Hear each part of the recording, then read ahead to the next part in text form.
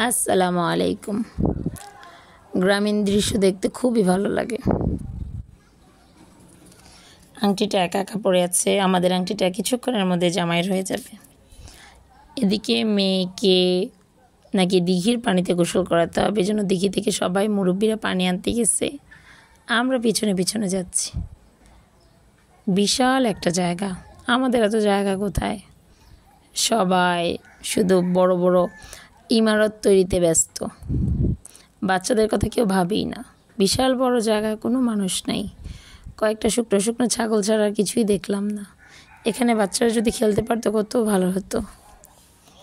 সম্পূর্ণ জায়গা ফাঁকা, গাছগুলি খুবই সুন্দর ছিল এখানের, ছোট ছোট গাছ। এখানে কি নাকি খুব বড় মার্কেট বসে, মেলার মতন বসে, একবারে ফার্নিচার থেকে শুরু করে কসমেটিক্স, জামা কাপড় সব কিছু পাওয়া যায়। এখানে বাচ্চারা ফুটবল খেলছে, বাচ্চারা কতই না লাকি এখানকার, খেলতে পারতেছে। দেখেন কি সুন্দর ভিউটা,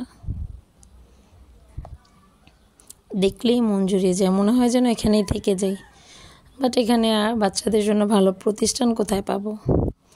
এখানে তারা এসছে, মুরব্বীরা অনেক রিচুয়ালস মানছিল, বাধা দিতে গিয়ে কয়েকটা ধমক খেয়েছি অবশ্য।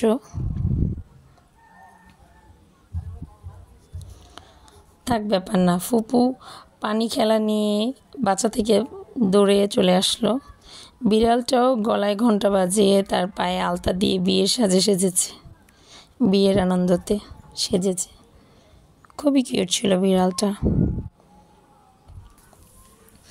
বিয়ের রান্না চলছে, প্রায় 400 জনের আয়োজন ছিল, 400+ অ্যাড হয়েছে। কিন্তু চিটাগাং আর ঢাকা থেকে কিছু আত্মীয় স্বজন আসতে পারেনি, তাদেরকে খুবই মিস করেছি। বৃষ্টির জন্য, হঠাৎ বৃষ্টির জন্য আর কয়েকজনের প্রবলেমের কারণে আসতে পারেনি। জামাইয়ের অপেক্ষায় মেয়ের কাকাতো ভাই স্টেজে বসে আছে। আমরা সবাই আস্তে আস্তে বসছি খাবারের জন্য। জামাই আসার আগে আমরা খেয়ে নিচ্ছি।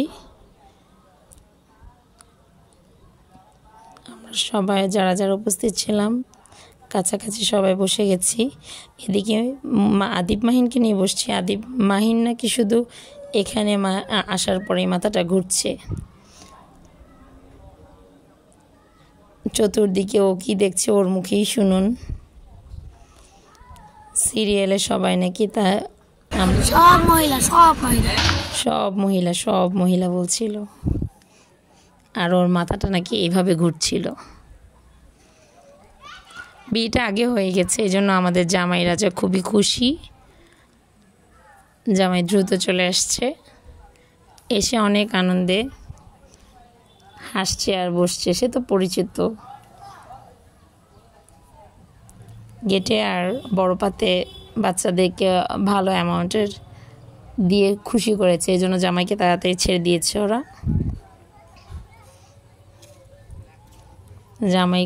জামাই খুবই খুশি, আর মেয়েরা শুধু কাঁদে আর কাঁদে। যখন মেয়ে হয় তখনও কাঁদে, যখন বিয়ে হয় তখনও কাঁদে, যখন মা হয় তখনও কাঁদে। নানা নানু মেয়েকে সালামি দিয়ে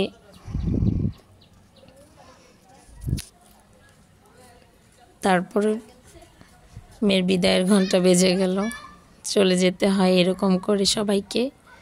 মামিরা চাচিয়েরা এগিয়ে দিচ্ছে। সমস্যা নেই, মেয়েকে আনতে যাব ট্রলার দিয়ে। কে কে যাবেন আমাদের সাথে? ট্রলার ভ্রমণটা সামনে রইল। সবাই থাকবেন সীমাস লাইফস্টাইলের সাথে। আর মেয়ের বিয়ের ভিডিও কেমন লাগলো কমেন্টে জানাবেন। ট্রলারে করে মেয়েকে আনতে যাব মেয়ের জামাই বাড়িতে, সব কিছু ঠিক হয়ে গেছে।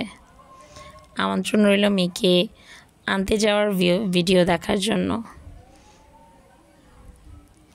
ধন্যবাদ আমার ভিডিওটি দেখার জন্য। থাকুন সীমাস লাইফস্টাইলের সাথে।